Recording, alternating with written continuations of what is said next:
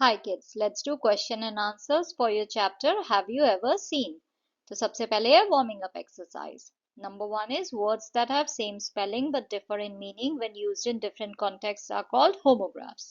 तो ऐसे वर्ड जिनकी स्पेलिंग सेम हो बट उनकी मीनिंग अलग अलग हो वो क्या कहलाते हैं होमोग्राफ्स. जैसे कि fair, a temple fair attracts a lot of crowd. तो अगर मंदिर में मेला लगता है तो बहुत सारा क्राउड आता है, राइट. यहाँ पे मेले की बात हो रही है. her performance in the test was fair. उसकी जो परफॉर्मेंस थी टेस्ट में वो अच्छी थी. तो यहाँ पे फेयर का मतलब अच्छा है, ठीक है, सही है. और यहाँ पे फेयर का मतलब है मेला. तो ये वर्ड की स्पेलिंग सेम है, राइट. दोनों वर्ड्स की स्पेलिंग सेम है बट मीनिंग अलग अलग है. So what is this is a homograph. ऐसे ही है rose. A rose is the king of flowers. तो यहाँ पे गुलाब फूल की बात हो रही है. The sun rose with a golden glow.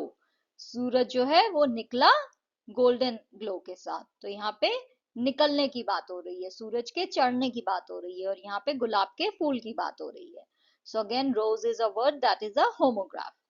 Think of 5 homographs and list them below. Then write 2 sentences of your own to bring out the difference in meanings. तो आपको 5 homographs लिखने हैं और sentences भी लिखने हैं ताकि आप उनके मीनिंग में डिफरेंस दिखा सको. So here is a list of homographs. सबसे पहले है टेयर. टेयर का मतलब यहाँ पे क्या है, फाड़ना, किसी चीज को फाड़ना. जैसे आप कागज फाड़ते हो तो वो क्या है, वर्ब है. To rip apart. सेंटेंस क्या है, she couldn't help but tier the paper when she open the gift. दूसरा जो टेयर है उसका क्या मतलब है, आंसू. तो वो क्या है, नाउन है. A tear rolled down her cheek as she read the emotional read. Next क्या है, विंड. विंड का मतलब क्या होता है, हवा, राइट. तो यहाँ पे सेंटेंस है the wind was so strong it blew her hat off. ये क्या है, ये है वाइंड. इसे विंड नहीं कहते हैं, इसका प्रोनाउंसिएशन है वाइंड. यानी किसी चीज को गोल गोल घुमा के ट्विस्ट करना. She had to wind the rope around the pole to secure the tent. Next है बैट. बैट ये हुआ जानवर जो होता है चमगादड़, राइट. और एक बैट होता है जिससे हम क्रिकेट खेलते हैं. तो यहाँ पे उस वर्ड की बात हो रही है. ये एग्जाम्पल सेंटेंसेस हैं. नेक्स्ट क्या है, लीड. लीड का मतलब होता है आप किसी इंसान को जो है आगे लेके जाओ. आप आगे आगे चलो, उसे बताओ कि आप हो, आपको फॉलो करना है. लीड यानी आप किसी को गाइड कर रहे हो. एंड ये है लेड. जो पेंसिल में होता है ब्लैक ब्लैक उसे लेड कहते हैं. तो ये लेड है और ये लीड है. दोनों की स्पेलिंग सेम है, मीनिंग अलग अलग है. नेक्स्ट वर्ड है क्लोज. तो यहाँ पे तो क्लोज का मतलब हुआ कोई पास पास हो, कोई बहुत ही करीब हो. और ये क्लोज का क्या मतलब है, बंद करना. तो क्लोज जो है वर्ड स्पेलिंग सेम है बट मीनिंग अलग है. यहाँ पे है इसका मतलब कोई नजदीक हो, कोई करीब हो. एंड इसका मतलब है बंद करना.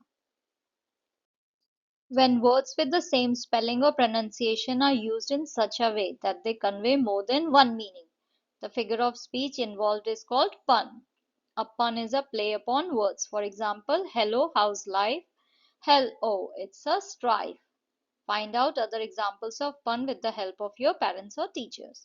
तो जब आप किसी वर्ड को जो है सेम वर्ड को जिसकी स्पेलिंग सेम है, प्रोनाउंसिएशन सेम है, बट आप ऐसे यूज कर रहे हो कि उसके मीनिंग्स अलग अलग हो जा रहे हैं, तो उसे हम वर्ड प्ले कहते हैं, पन कहते हैं. कि आप शब्दों से खेल के जो है ह्यूमर क्रिएट कर रहे हो, तो वो कहलाता है पन. जैसे कि यहाँ पे है, इन्होंने क्या कहा है, ए जो है बी से कह रहा है हेलो जिंदगी कैसी चल रही है. तो दूसरा बी जो है वो क्या कहता है, हेल ओ, राइट. हेल, हेलो को उसने क्या किया है, अलग अलग कर दिया है. तो हेल का मतलब क्या है, नरक, राइट. कि अरे बहुत ही खराब चल रही है. Hello oh it's a strife, ये तो बहुत ही परेशान करने वाली जिंदगी है.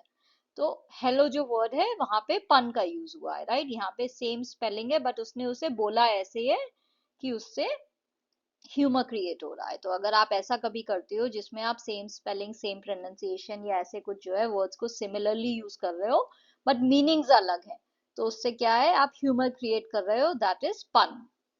सो आपको उसके एग्जांपल्स देने हैं. तो यहाँ पे मैंने क्या दिया है, her cat is near the computer to keep an eye on the mouse. यहाँ पे मैं माउस में बात कर रही हूँ, लेकिन मैं कौन से माउस की कर रही हूँ, चूहे की, राइट. क्योंकि मैंने कैट को कंप्यूटर के पास रखा है, बट कंप्यूटर के पास एक और माउस होता है, राइट, जिससे हम कंप्यूटर चलाते हैं, उसे भी माउस कहते हैं. तो यहाँ पे पन जो है वो इस वर्ड माउस में है. The cyclist was too tired to win the race. तो साइक्लिस्ट बहुत थका हुआ था रेस जीतने के लिए, बट यहाँ पे टू टायर्ड का एक और मतलब होता है, साइकिल में कितने पहिए होते हैं, टू टायर्स, राइट। तो यहाँ पे वर्ड प्ले इस वर्ड में है। Why was the math book sad? Because it had too many problems. This is again a pun, right? कि मैथ की बुक सैड क्यों थी, क्योंकि उसमें तो प्रॉब्लम्स बहुत सारी है, क्योंकि मैथ बुक्स तो प्रॉब्लम्स में ही होती है, राइट। हमें मैथ की प्रॉब्लम सॉल्व करनी होती है, तो मैथ बुक में और क्या है, प्रॉब्लम्स है। The shovel was a ground breaking invention. तो यहाँ पे जो है वर्ड प्ले अगेन हुआ है, क्योंकि शवल जो है उससे आप ग्राउंड को ब्रेक करते हो, राइट। शवल क्या है, वो जो फावड़ा होता है जिससे आप जमीन खोदते हो, उसे जो है शवल कहते हैं। तो शवल जो है वो ग्राउंड ब्रेकिंग इन्वेंशन है, राइट, क्योंकि उससे आप लिटरली ग्राउंड को ब्रेक कर रहे हो, जमीन में गड्ढा कर रहे हो। Number 3, in poetry, when a question is asked, not to get an answer but to emphasize a point or fact, it is an example of interrogation. तो पोएट्री में अगर कभी कोई क्वेश्चन पूछा जाए, इसलिए नहीं कि आपको उसका जवाब चाहिए, बल्कि इसलिए कि आप अपना पॉइंट पुट अप करना चाहते हो, आप अपने पॉइंट को क्लियर करना चाहते हो, दैट इज कॉल्ड इंटेरोगेशन। जैसे कि अगर आप वीडियो गेम खेल रहे हो और आपकी मम्मी रूम में एंटर करे और वो कहें क्या आज तुम पढ़ाई करोगे, तो यहाँ पे वो क्या है, वो इंटेरोगेशन यूज कर रही है, क्योंकि उन्हें पता है तुम आज पढ़ाई नहीं करने वाले हो, आज तुम पूरा दिन खेलने वाले हो। तो जवाब उन्हें ऑलरेडी पता है, वो सिर्फ ये कह के तुम्हें ये जताना चाह रही है कि मुझे पता है आज तुम पढ़ाई नहीं करने वाले हो। So that is interrogation. So आपको जो है इंटरनेट से इंटेरोगेशन के और एग्जाम्पल्स निकाल के यहाँ पे लिखने हैं। So first example is of poem ode to the west wind. इसमें जो है एक बहुत ही फेमस लाइन है, वो है if winter comes can spring be far behind. अगर सर्दी आ गई है तो बसंत ऋतु भी पीछे पीछे ही होगी, वो ज्यादा दूर नहीं हो सकती है। Another line is from T.S. Eliot's poem, The Love Song of J. Alfred Prufrock, Do I Dare Disturb the Universe? Next is from Song of Myself, Do I Contradict Myself? And last one is from Still I Rise, Did You Want to See Me Broken? तो ये सब जो line है ये interrogation के examples हैं। Let's do English workshop now. From each line in the poem, pick out the word that is a homograph. Write its meaning in the context of the phrase used in the poem. Then write the other meaning implied in the question. तो वो जो words जो homographs हैं जो poem में use हुए हैं हर stanza में, वो आपको यहाँ पे लिखने हैं, उनका एक मीनिंग और दूसरा मीनिंग, दोनों मीनिंग्स आपको लिखने हैं। होमोग्राफ्स क्या थे, ऐसे वर्ड जिनकी स्पेलिंग सेम है बट मीनिंग अलग अलग है। बेड हुआ था यूज जो पहला स्टैंजा था उसमें, तो एक तो बेड का मतलब होता है पीस ऑफ फर्नीचर, दूसरा होता है बॉटम ऑफ रिवर और sea. Next is head, upper part of human body or part of hammer with which we hit the nail. Next is foot.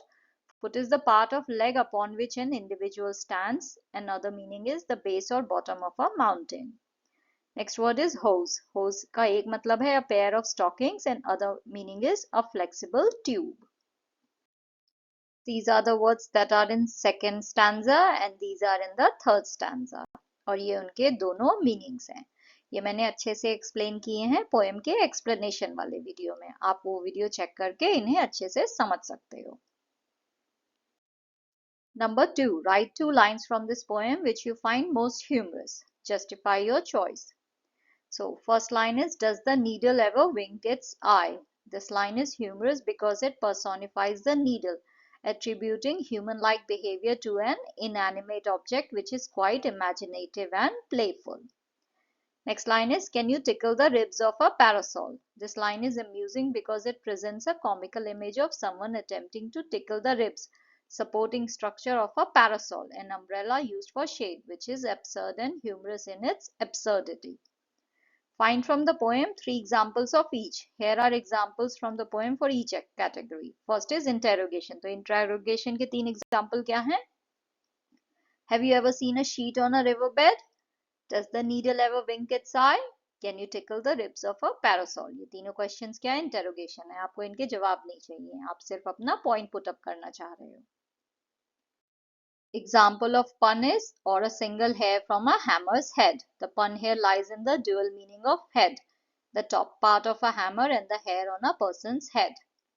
Are the teeth of a rake ever going to bite? This pun plays on the word bite, which can mean to cut or grip with teeth and also to have an effect or impact. Why doesn't the wing of a building fly? The pun here is on wing, which can refer to the structure of a building or to the wings of a bird. Personification के example क्या है? Does the needle ever wink its eye? And is there a pair of garden hose? Why doesn't the wing of a building fly? Three examples of alliteration. Foot of a mountain. यहाँ पे F sound जो है foot and off में repeat हुआ है. Trunk of a tree. यहाँ पे T sound trunk and tree में repeat हुआ है. Single hair from a hammer's head. यहाँ पे H sound जो है hair and hammer's head में repeat हुआ है. नेक्स्ट जो आपका क्वेश्चन है उसमें आपको एक और स्टैंजा ऐड करना है अपनी पोएम में खुद से बना के and it should be in same style with homographs interrogation same rhythm and rhyme scheme. तो यहाँ पे मैंने एक स्टैंजा ऐड किया है. Have you ever heard a dish run away or found a single chip in a child's play? Does the heart of the sea ever skip a beat? Can you see the eyes in a potato's seed? Is the tongue of a shoe ever really tasting? And can a book cover judge without wasting? So यहाँ पे जो है इसमें जो homographs use हुए हैं उनका explanation भी है, आप इसे चेक कर सकते हो. Next, you have to fill in the blanks using appropriate words from the brackets to make puns. So this is solved here. You can check it out. Question number 6 में आपको बोला गया है कि एलिस इन वंडरलैंड आपको पढ़नी है. तो ये बुक की जो है समरी मैंने यहाँ पे लिखी है, आप चाहो तो इसे पढ़ सकते हो. And if you want, you can even get the book from your library and read it. It's actually very, very, very interesting book. इसके ऊपर मूवीज भी बनी है, तो आप चाहो तो वो मूवीज भी देख सकते हो. Thank you for watching. If you liked the video, please like, share and subscribe the channel. Thank you.